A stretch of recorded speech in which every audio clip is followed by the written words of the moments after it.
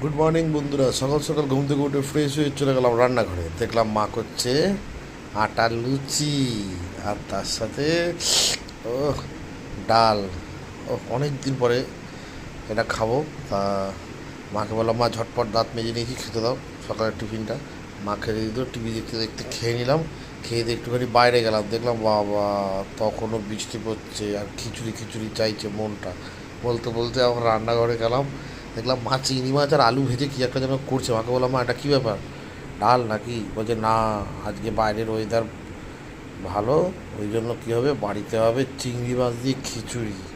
তা মাকে বললাম, তাহলে ফটাফট করো, আমি চানটা করে চলে আসি।